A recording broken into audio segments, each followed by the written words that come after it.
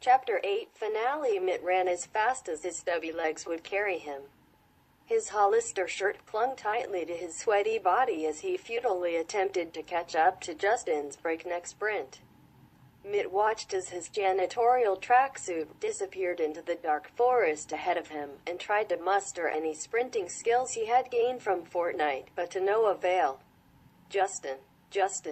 Wait up, man, Mitt wheezed as he stopped sprinting and started to vomit up his Chef Boyardee.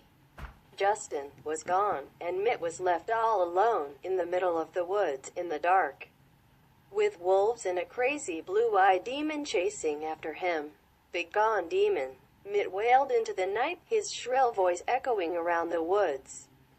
Mitt proceeded to turn and start lightly jogging in the direction opposite Justin's house, wheezing constantly, the caustic ravioli-filled stomach acid constantly bubbling up into his throat. Mitt pondered how insane the idea of this day was. First he had experienced a mental breakdown from playing Fortnite, then he had tried to commit suicide, before being revived, shot off a cliff, and then revived again by a strange man. Mitt was confused even repeating the sequence of events to himself. Mitt had to stop running after 15 feet.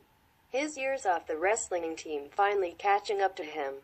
What was the point? Mitt wondered what the point was in all of this suffering. What plan had the universe made for him by giving him not one but 2 second chances? Maybe Mitt was meant to do something in his life. Mitt had to sit down after walking another 10 feet, and he let out a tiresome sigh and a loud acidic belch. Mitt felt sick now. The 25 feet of exercise were taking their toll on his temple of a body. I bet Thomas Edison was this tired when he gave his speeches as president, Mitt said aloud.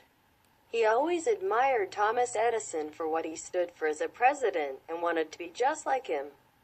But just as Mitt's statement echoed, he heard a low rumbling in the distance, followed by the same distorted laugh. Mitt felt all the warm and happy feelings inside of him drain as 2 piercing blue eyes opened across from him in the clearing. "Mitt," the voice called. "I don't think someone ever told you about the presidents." "I taught myself enough," Mitt retaliated, trying to stand up, however failing due to his permeating exhaustion from his run. The eyes and now a shadowed figure moved closer. "Oh really?" the distorted voice replied. "Yes, that Thomas Edison, Grover Cleveland, and Andrew Jackson were all presidents who did amazing things for this country." "No, Mitt.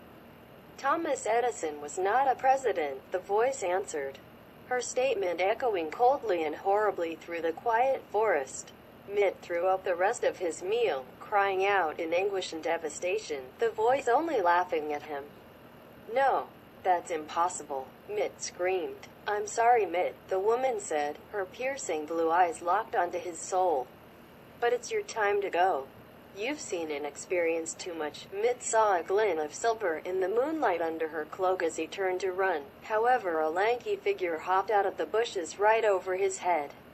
"Mitt, run!" Justin cried as he leapt at the being with all his strength. However, immediately the figure knocked his skinny frame aside to a tree. Justin flew into the trunk, cracking his spine against the hard, unforgiving wood. His cries of agony were silenced by 3 deafening gunshots. Mitt screamed and tried to pick himself up to run.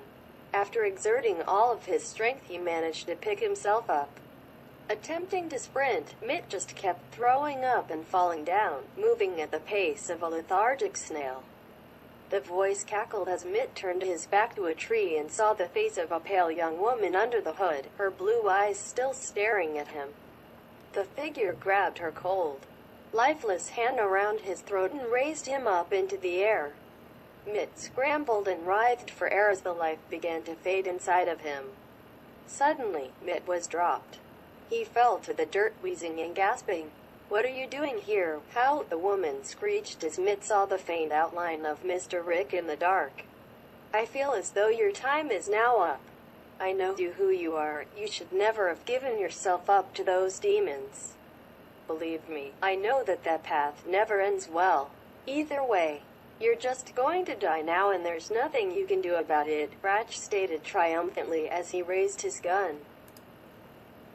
The woman began, but Brad shot first and unloaded the magazine into the woman's body, her cold, ghastly screams echoing through the forest as her body collapsed, the blood running over her blonde hair and into her blue piercing eyes.